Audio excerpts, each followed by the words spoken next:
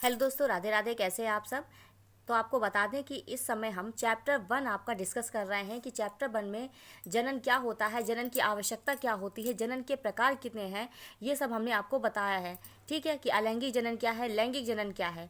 ठीक, इसके अलावा हम बात करेंगे आपसे आज कायिक जनन की, वेजिटेटिव रिप्रोडक्शन की, कि वेजिटेटिव रिप्रोडक्शन क्या होता है।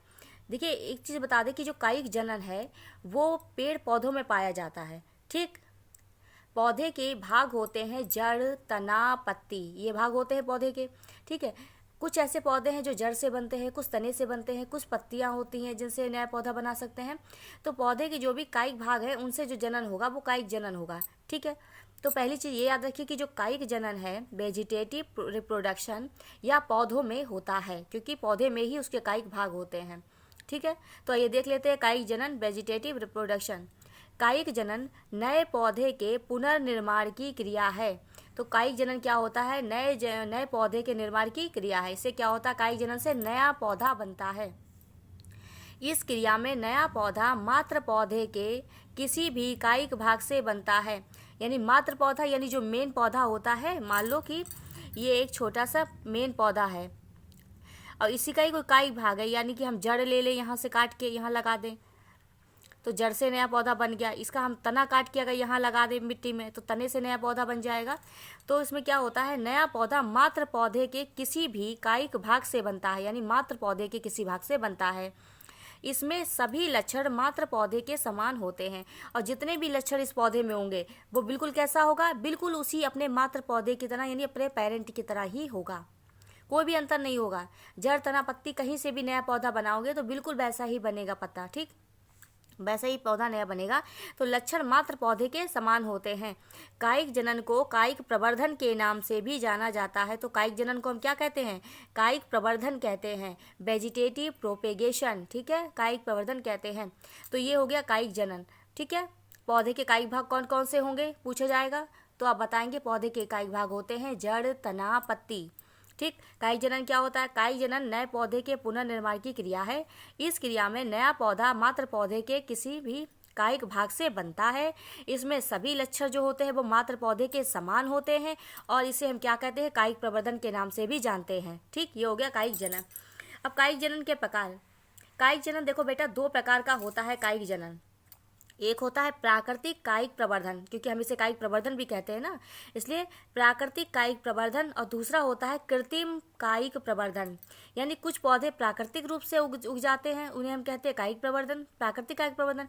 कुछ कृत्रिम रूप से यानी आर्टिफिशियल वेजिटेटिव प्रोपेगेशन, तो आर्टिफिशियल रूप से कुछ पौधे हम जड़, तना, पत्ती से नए पौधे बनाएंगे तो वो कृत्रिम कायिक प्रवर्धन होगा। ठीक, तो कितने प्रकार के हो गए, दो प्रकार के हो गए, प्राकृतिक कायिक प्रवर्धन नेचुरल वेजिटेटिव प्रोपेगेशन, दूसरा होगा कृत्रिम कायिक प्रवर्धन आर्टिफिशियल वेजिटेटिव प्रोपेगेशन।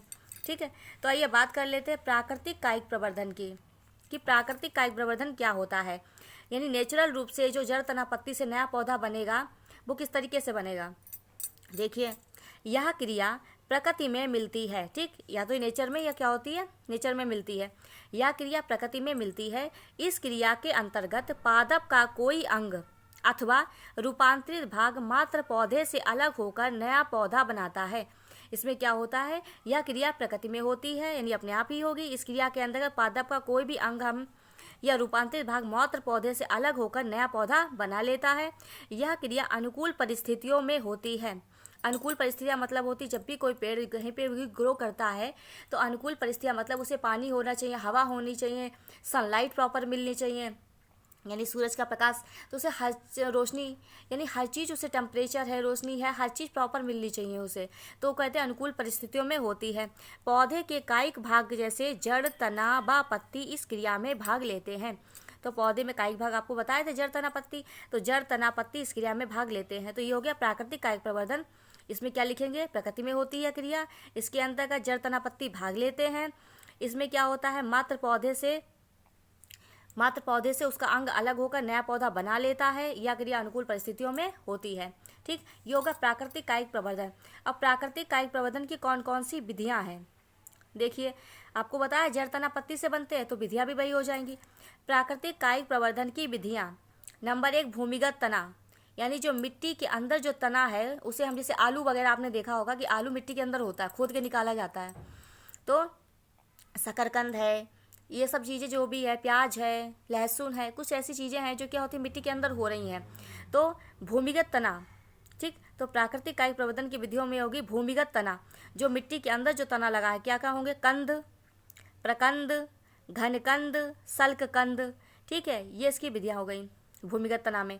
और एक होता है अर्धवायवीय तना, दूसरा अर्धवायवीय तना क्या होगा, जो तना आधा ऊपर है आधा बाहर वाले। कुछ चीज़ें, कुछ पेड़ ऐसे होते हैं, आपने देखा होगा कि मिट्टी के अंदर भी हैं उनकी जड़ें और मिट्टी के ऊपर भी हैं, तो अंदर बाहर दोनों जगह उसका पार्ट है। तो अर्धवायवीय तना हवा में जो होगा, इसमें क्या होगा, ऊपरी भूस्तरीय, जिसे रनर कहते हैं, यानी कि जो मिट्टी के ऊपर होंगे, ऐसे करके किनारे किनारे छोटे छोटे पेड़ लगे होंगे, तो ये हो जाएगा ऊपरी भूस्तरीय रनर।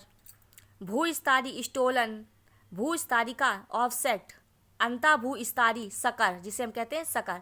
तो प्राकृतिक कायिक प्रवर्धन की विधियाँ हो गई भूमिगत तना, अर्धवायवीय तना, ठीक। तना के बाद में क्या बताया था आपको, जड़ यानी मूल, जड़ यानी मूल। तो ये देखिए फिर क्या होगी, जड़, मूल आ जाएगा तीसरा, भूमिगत तना, अर्धवायवीय तना, तीसरा हो जाएगा मूल, चौथा हो जाएगा पत्ती, पांचवा हो जाएगा बलबिल। ये हो गया प्राकृतिक कायिक प्रवर्धन, ठीक है बेटा। तो इस तरीके से आपने देखे हैं कि जड़, तना, पत्ती, इन सब से कैसे नया पौधा बनना है, प्रकृति में क्रिया हो रही है, मात्र पौधे के समान है। कायिक प्रवर्धन दो प्रकार के हो गए, प्राकृतिक कायिक प्रवर्धन और कृत्रिम कायिक प्रवर्धन, ठीक है। और कायिक प्रवर्धन की विधियाँ हो गई। तो इस तरीके से बेटे ये आपका हो गया आज कायिक प्रवर्धन, ठीक है। आगे के क्वेश्चन हम और आगे के टॉपिक जो हैं अगले वीडियो में डिस्कस करेंगे। धन्यवाद।